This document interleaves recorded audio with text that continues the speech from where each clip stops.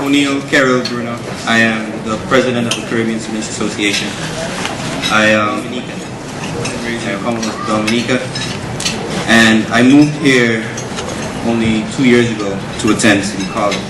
Club advisor, Mr. Herbert Signoret. Moderator, Mr. Jean-Yves Plaisir.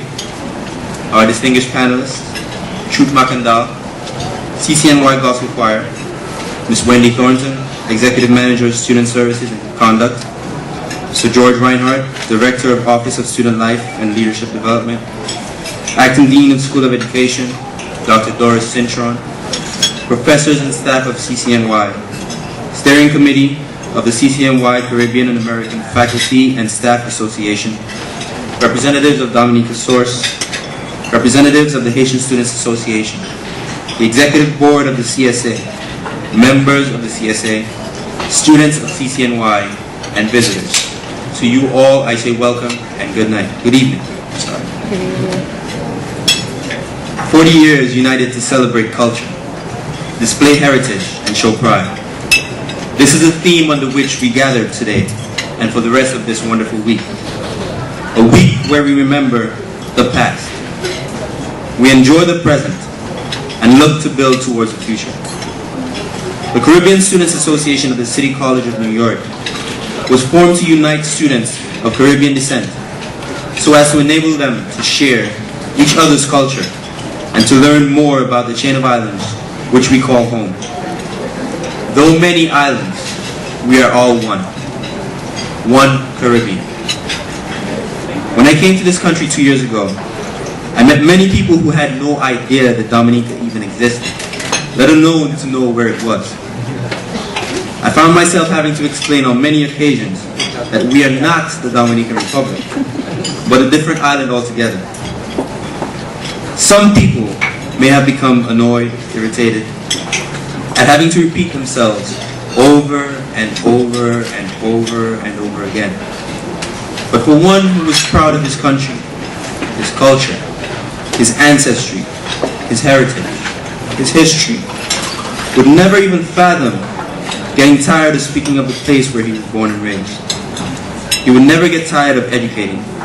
He would never get tired of enlightening those who are not aware that such rare beauties still do exist.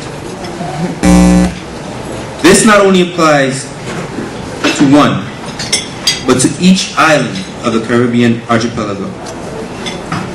What was even more surprising to me was that even within the Caribbean Students Association, that there were many who did not know much about their neighboring islands of their home. I took this upon myself as a challenge, as an opportunity to teach, and in turn, to learn the ways in which the islands are different.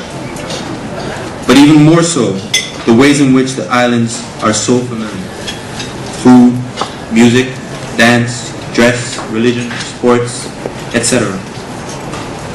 We all differ in one way or another, but two things will always remain the same. We are a proud people, and we love our fete. However, since the latter speaks for itself, we shall focus on the former. We all have some sort of inordinate opinion of our country's dignity, importance, merit, or superiority, be it spoken or displayed in one's bearing or conduct, or be it cherished in the mind. Pride for one's home soil should be a staple in every Caribbean heart. But too much pride leads to arrogance, ignorance, disunity, distrust, and division, as we may all have seen in one form or another in our everyday lives. This is the type of attitude that needs to be eradicated from our society, because it prevents us all from growing and moving forward. This only reminds me of crabs in a barrel, all trying to make it out first. We continue to exalt ourselves over one another, climbing on each other's backs in our efforts to reach the top. But in the cruel circle of life, in the same way we climb on top of one another, another will climb on top of us, and so forth and so on. Eventually, we all end up being crab backs because we are dragged so far back. We need to suppress this negative pride and work together, regardless of which island we're from, big or small, flat or mountainous, black sand or white sand, French, Spanish, or English. We all have similar backgrounds. We have all faced similar struggles. And when we come together for a common good, we can do remarkable things. For instance, all you see around you is a byproduct of such unity and such Caribbean pride. The CSA itself has fostered this kind of unity, and as a result, has been a solid student organization for 40 years. The unity we have has made us more aware of each other's culture. Culture is a quality in a society that arises from a concern for what is regarded as excellence in arts, manners, scholarly pursuits, and other qualities that we all share. By this definition, we should all be able to identify with many aspects of our life in the Caribbean that we cherish and that we celebrate. Be it our music, reggae, soca, calypso, zouk, pampa, our dance, the heel and toe, the mazouk, ballet, or the hospitality that we show to those who visit our shores. That is the culture that we should celebrate. More often than not, however, we embrace the culture of greed, selfishness. This culture of not caring for one's fellow man, or not caring what the outcome is, so long as it does not directly affect your plan, is seriously crippling our society today. Through selfishness, nothing will be achieved. We need to look out for each other, share our ideas and our thoughts for the greater good of society, and we need to realize that whatever we give shall be returned to us tenfold if we give selflessly.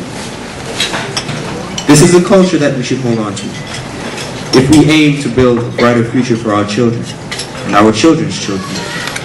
For if this is ingrained into our being, then we will certainly pass it on to our children and teach them to do the same. They in turn will inherit the beauty of selflessness. Our children's heritage is our current life, and no one will want a negative aura to surround their child. And it is this same mentality that gathers us here today.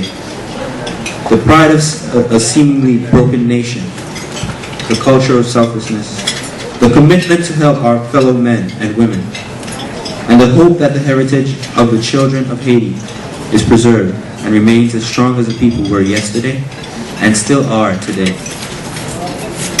Their will to live is unsurpassed. Their faith is unshakable. Their hearts are pure.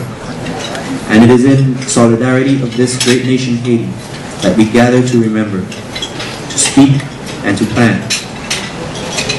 I will leave the actual discussion to those who really know what they're talking about.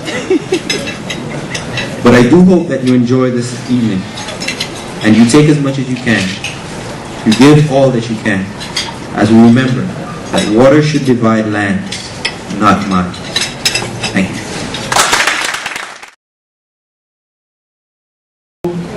For many years, she was being marginalized, forgotten. And on January 12, nature dealt Haiti Quisqueya a catastrophic blow. She is now lying down deep under piles of rubble